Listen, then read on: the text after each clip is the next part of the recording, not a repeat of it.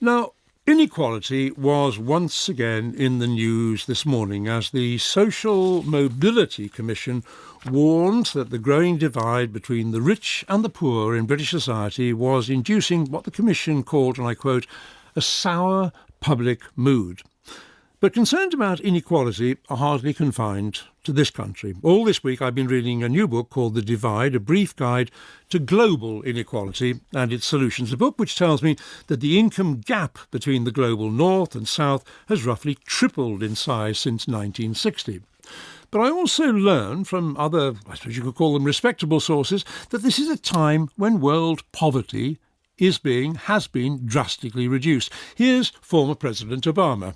In just the past 25 years, more than 1 billion people have been lifted out of extreme poverty. 1 billion. And sometimes when I'm talking to young interns at the White House, I remind them, if you had to choose a moment in history to be born and you didn't know ahead of time who you were going to be, you'd choose now. Because the world has never been less violent, healthier, better educated, more tolerant, with more opportunity for more people and more connected than it is today. Well, how might such claims be reconciled? Well, to help me, I'm joined by the author of The Divide, who's Jason Hickel, who's an anthropologist at the London School of Economics, and on the line from Washington by Marian Tupa, who is Senior Policy Analyst at the Centre for Global Liberty and Prosperity at the Cato Institute in Washington. Now, Jason, let me start with you. We just heard Obama talking there about what wonderful things are going on. But you're arguing in your book, aren't you, that inequality is getting more extreme. Perhaps you could flesh this out a bit more in terms of inequality growing. Tell me a little bit more about the signs of that. Right. So, for example, what we've seen is an increase in the absolute number of people in poverty around the world from 1980 until today. And today we're seeing about 4.3 billion people under the international poverty line of $5 per day. So a dramatic increase in the number of people who are poor over the past 20, 25 years. And we're also seeing an increase in inequality, as you pointed out. The gap the per capita income gap between the global north and the global south has expanded dramatically by a factor of 3 since the 1960s.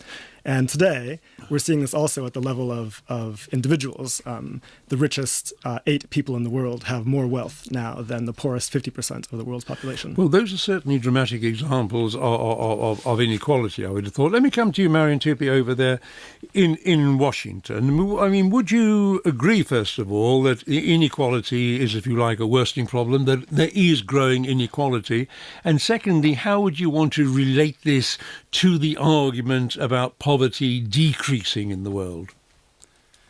Well, most academic studies, including those of Paolo Liberati at University of Rome, also Branko Milanovic from the World Bank, and a number of other studies, including the Nobel Prize-winning economist Angus Deaton, all agree that income inequality in the world is decreasing rather than increasing. And the reason for that is that you have tremendous number of people, especially in China, where incomes are actually growing at a faster pace than they are in the West. And consequently, the income gap between the West and the rest is declining. Now, of course, it is true that in different regions of the world, economies grow at a different pace. So the income gap between Africa and the United States, for example, is still increasing, but it has decreased tremendously between the United States and a number of Asian countries, primarily China. One last thing I want to mention is that I think there is an unhealthy obsession with looking at income differential and income inequality, because of course there are a number of other inequalities which are arguably even more important, where the gap is decreasing. For example, the inequality in infant mortality is decreasing around the world. Maternal mortality is decreasing around the world. The gap between life expectancy is decreasing between the West and the rest. So in many ways, inequality is actually shrinking rather than growing. Okay, let me turn back to Jason. First of all, let's deal with this point about China. I mean, are we including China? I mean, are you including China in your accounts of this increasing inequality? So China, in some ways, is kind of an outlier. If you take China out of these statistics, and what you see is that, in fact, the opposite is true. Global inequality in terms of per capita income has been increasing, and even Milanovic, who Marian cites here, agrees with that. But we want to keep you when you were talking before about this growing inequality, you were including China in that, were you, or you were not? No. I've been excluding China, and the reason that I do exclude China is because including China is somewhat misleading. People have cited the figures inclusive of China to say that globalization, led by Washington since the 1980s, has been leading to this reduction in global inequality. But China has not been globalized forcibly by Washington in the same way that the rest of the world has been. They've liberalized their trade on their own terms largely. So we really need to take China out to think about how the rest of the world has performed. Marian, I can hear you wanting to... May I jump in on that? Yes, please. Look. China and India account for 37% of the global population. Almost 40% of the world's population lives in China and India. Since China started to liberalize in 1978, its income per capita grew by almost eightfold. Since India started to liberalize in the early 1990s, its income per capita has grown almost threefold. Now, I obviously don't support forced liberalization, and both China and India have chosen to embrace capitalism. And as a consequence, we have seen the greatest reduction in global poverty in human history. More people have been taken out of global poverty in the last 50 years than in the last 500 years. Now, I think the reason why people keep on taking China and India out is because it's inconvenient, because it shows the power of capitalism and of liberalization to actually reduce poverty and increase incomes. But I think it's cherry-picking. You cannot take 3.7 billion people out of the equation. So first of all, I haven't been taking India out of the equation at all. And the point that you're making is exactly the point that I want to underline, which is that the crucial fact about China and India is that they've done so well precisely because they've managed their own economic transitions. Right now, that has not been true for the vast majority of the rest of the world, and we need to take that into account. Let's move away from the moment. Let's just talk about poverty, about the arguments about poverty.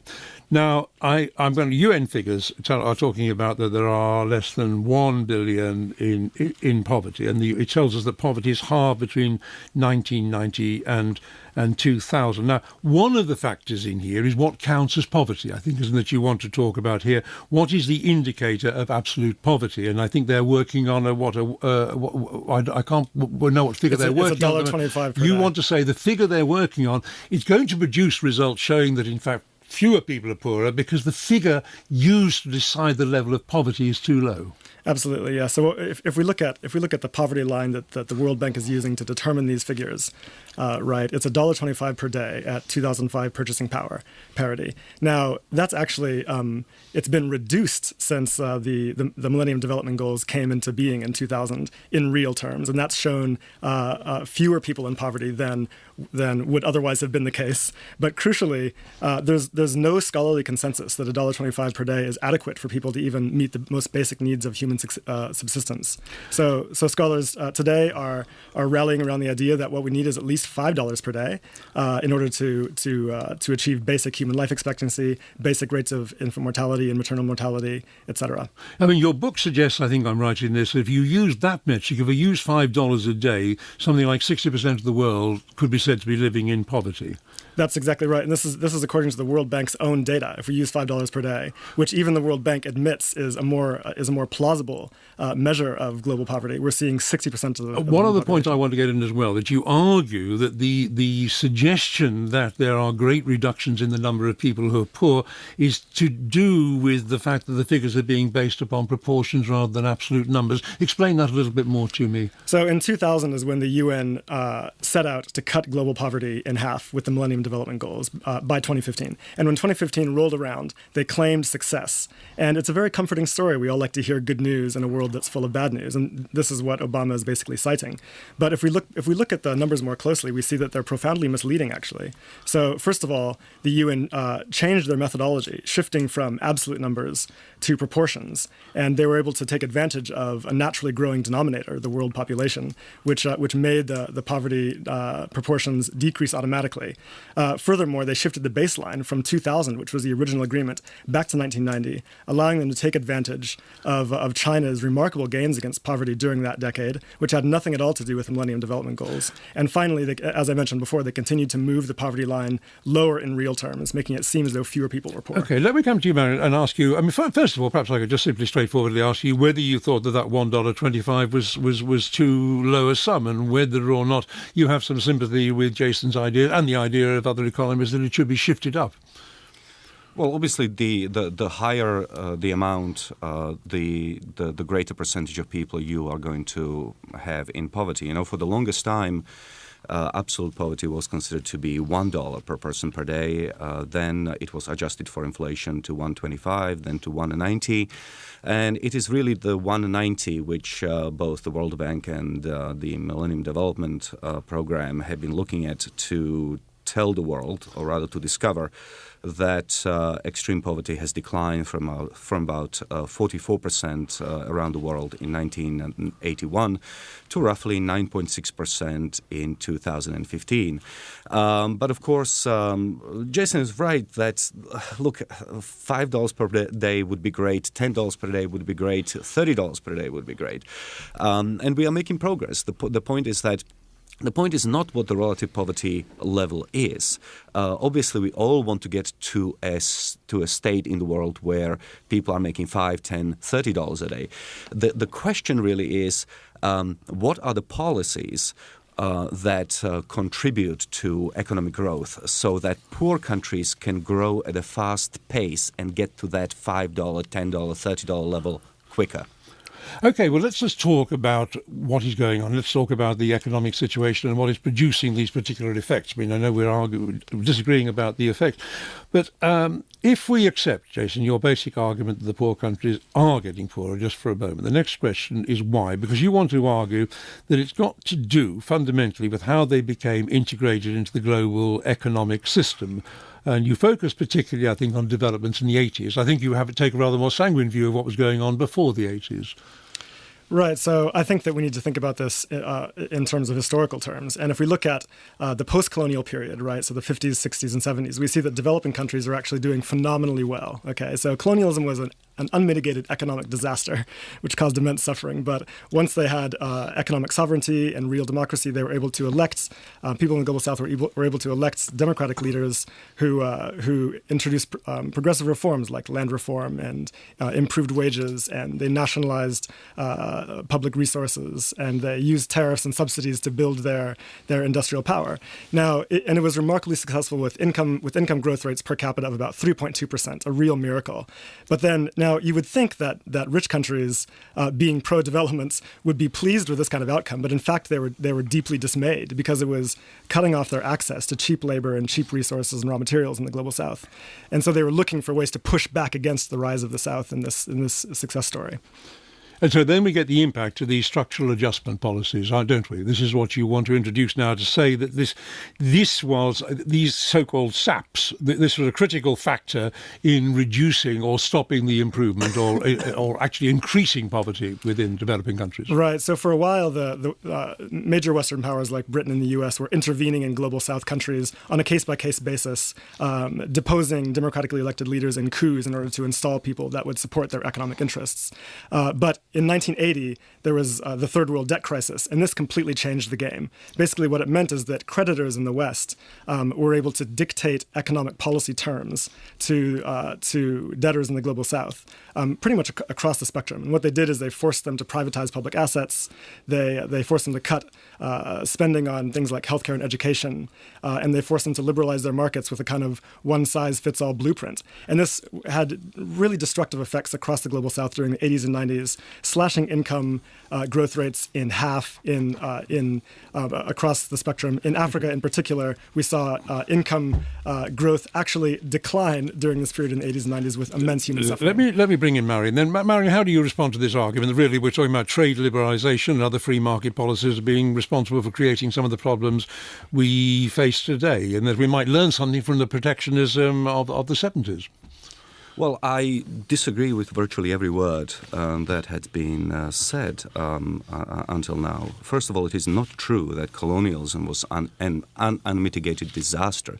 I'm against colonialism. I'm against regime change. But it's simply not true to say that colonialism didn't leave anything behind that was of worth or value. I mean, you had the Indian Prime Minister speaking at Oxford Union about 10 years ago and thanking Britain for leaving behind rule of law, equality before the rule of law, the English language, and so forth. Secondly, it is not true that many of these independent countries in the 1960s became democracies that were remarkably successful. Yes, they did have a vote once, and after that they became dictatorships which ran up tremendous debts. It was the debts which African governments ran up during the 1970s. Because time is short, man, can I just press you on that idea of the liberalisation and free market policies, though? To what extent were they responsible for creating the problems of poverty? Well, I don't believe that SAPs were at all influential. Zaire, for example, had sold the same basket of liberalization policies to the World Bank and the IMF 17 times. SAPs were not enforced because the World Bank and the IMF never had any way to enforce those SAPs in reality. Could you come back in? Marian, even the World Bank and the IMF have come out saying that SAPs were an absolute disaster for poor countries. So this is not a controversial view. And as far as colonialism goes, look, take India, for example. Between 1757 and 1947, the entire period of British colonial rule on that continent, there was a zero increase in income per capita in real terms during the entire period. In the last couple of decades, there was actually a decrease because of British agricultural policies. You said it was an unmitigated disaster. That is not a view shared by the Indian Prime Minister.